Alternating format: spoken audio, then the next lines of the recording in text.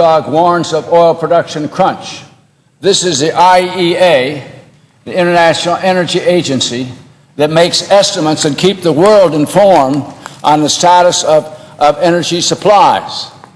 The conclusion of this article is that the demand for energy throughout the world continues to rise, but that the supply is flat. It's going to plane. Now, I think that there's no question that this is the problem that this country faces, is the problem of supply.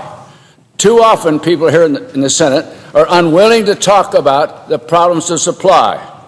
As a matter of fact, in 1995, President Clinton vetoed a bill that would have opened up a very small portion, about 2,000 acres, of the ANWR coastal plain, which is 1.5 million acres set aside for oil exploration.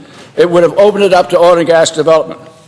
That was short-sighted, a mistake, and it's had a devastating effect on Americans. Now, as this article in the Wall Street Journal points out, it predicts global demand for oil of 116 barrels per day, 116 billion barrels a day by 2030. Today, the world's demand is only 87 billion barrels a day, and we're already paying $135 for each of those barrels. As the demand continues to rise, and we know it will, so will the cost. It will become higher and higher. Now, this is what I've been trying to say now for 20 years here on the Senate floor. We should be able to produce more of America's oil. And we import today 67% of our oil. During the oil embargo in the 70s, we imported about 34%. We're almost totally dependent now on oil from offshore. American oil is not available to this country. And the alarming fact is that the military is the largest consumer of oil in the country. It uses about 4.8 billion gallons of oil per year. The problem really is, if we had an embargo today, we could not sustain our military, let alone our essential infrastructure.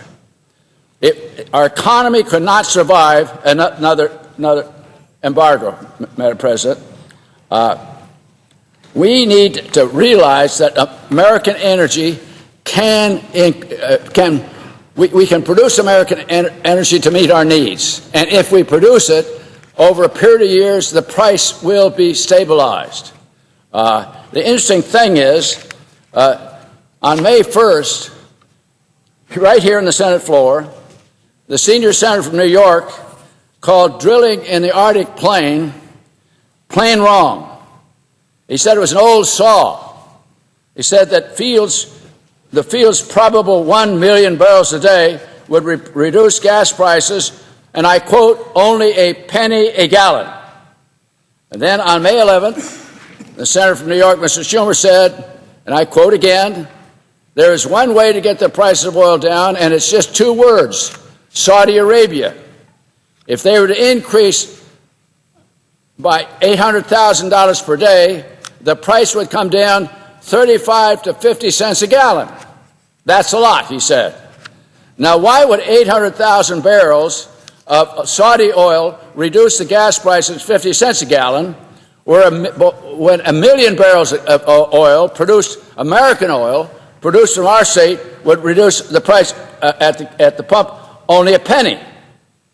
As a matter of fact, the senator from New York said this extra supply from Saudi Arabia would probably reduce a gallon of gas by 62 cents before it was all over. Now, imagine that. 800,000 barrels from Saudi could bring down the price of gasoline by 62 cents. He said, yeah, 62 cents. There's an absolute inconsistency in what this senator from New York has told the Senate. I find that appalling on a thing such as oil supply now, in view of the price of gasoline for Americans at the pump. They're paying the price because of President Clinton. They're paying the price because of stubborn opposition to develop the resources of my state. Now, they tell us that drilling the Arctic could harm the Arctic Wildlife Refuge. It will not.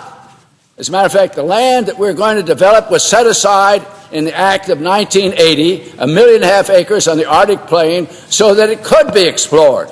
It will not be part of the Arctic Wildlife Refuge until the exploration and development of that area is over. Now, I think there's no question that we have to find a way to have the members of this body make up their minds what's the problem that America faces today. It's supply. Our demand is increasing like the rest of the world, but we do not have an American supply of oil.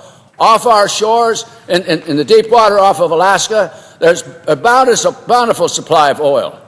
Yet we have 2/3 of the continental shelf of the United States, and there's only one well on that 2/3 of the continental shelf.